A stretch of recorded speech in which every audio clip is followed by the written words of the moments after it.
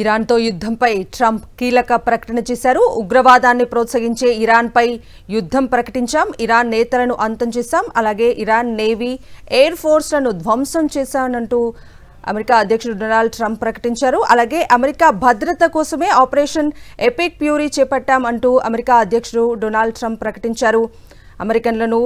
అమెరికాను ప్రపంచంలో అతి శక్తివంతమైన దేశంగా మారుస్తున్నాం, పాలనలో ఎన్నో విజయాలను సాధించాను, ఆయిల్ కోసం మధ్యప్రాచ్య దేశాల మీద ఆధారపడకూడదు అంటూ డొనాల్డ్ ట్రంప్ ప్రకటించడం మనం చూస్తూ ఉన్నాం. గత అమెరికా అధ్యక్షుడు చేయలేని పని నేను చేశాను, మాజీ అధ్యక్షుడు ఒబామాపై ట్రంప్ ఆగ్రహం వ్యక్తం చేయడం కూడా చూస్తూ ఉన్నాం. ఇరాన్ వీధుల్లో శవాల దిబ్బలే మిగిలాయి అంటూ డొనాల్డ్ ట్రంప్ ప్రకటించారు.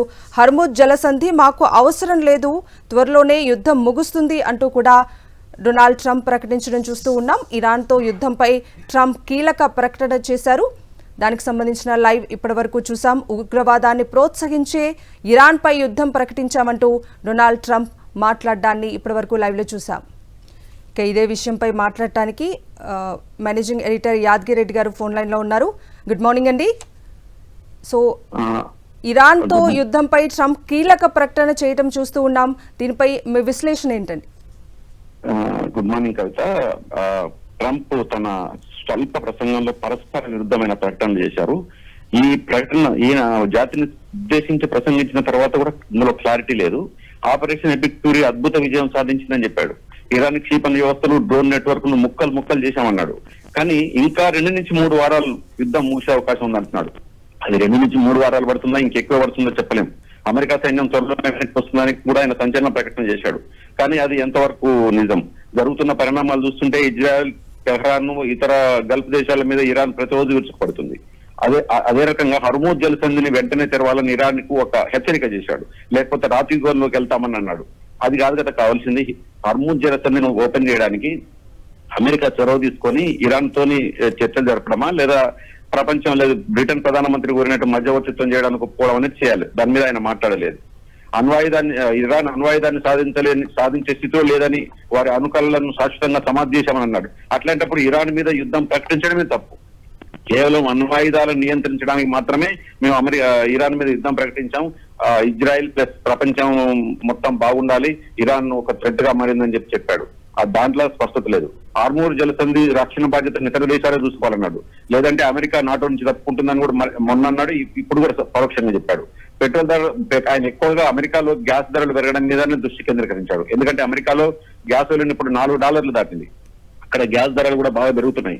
అక్కడ అమెరికా ప్రజలను ఆయన శాంతింపజేయడానికే ప్రయత్నం చేసినట్టు కనిపిస్తుంది. అందులో భాగంగానే హార్మూజ్ జలసంధి గురించి ప్రస్తావించాడు. త్వరలో యుద్ధం ముగుస్తుందని కూడా చెప్పాడు. భవిష్యత్తులో అవసరమైతే మళ్ళీ దాడులు చేస్తామని చెప్పడం కూడా మరి అదేంటో అర్థం కాలేదు. ఒకవేళ 2 నుంచి 3 వారాలు ముగిస్తే. అట్లాగే ఆయన ఇంకోటి చెప్పాడు, ఇరాన్ మీ దేశాన్ని మీరే కాపాడుకుంటే, మీరు మీ దేశం కోసం దేశభక్తుల్లా తిరగబడండి అని పిలుపునిచ్చాడు. యుద్ధం చేయడానికి ముందు ఇరాన్ లో పరిస్థితులు ఖచ్చితంగా తెలిసి ఉండాలి వీళ్ళకి. నిజంగానే ఇరాన్ లో ప్రజలు ఇరాన్ నాయకత్వానికి వ్యతిరేకంగా తిరగబడితే ఇరాన్ ఇన్ని రోజులు యుద్ధం చేసేది కాదు. అక్కడ ఇరాన్ ఇరాన్ సైనిక పాలక ఆయన అతన్ని ఖొమైనీని ఎప్పుడైతే హత్య చేశారో ఇరాన్ లో ప్రజలు కొంచెం వెనక్కి వెళ్ళినట్టుగా అనిపిస్తుంది. అంటే అంతకు ముందు అక్కడ సంస్కరణల మీద ఇరాన్ మీద పోరాటం చేసిన వాళ్ళు ఇరాన్ కు మద్దతుగా నిలబడినట్టుగా అనిపిస్తుంది మనకు. ఇతర దేశాల చెమురు కోసం అమెరికా సైనికుల రక్తాలు చిందించము అని ట్రంప్ చాలా గట్టిగా పునరుద్ఘాటించాడు.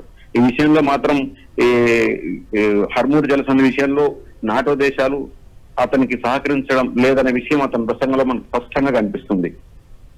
ఇది ఇప్పటి వరకు ఆయన ప్రసంగం మనకు హైలైట్స్ కవిత. యాదగిరెడ్డి గారు, అంటే ట్రంప్ ప్రసంగంలో అంటే యుద్ధం ముగింపుపై ట్రంప్ ఏమైనా ఒక క్లారిటీ ఇచ్చారు అనుకోవచ్చా?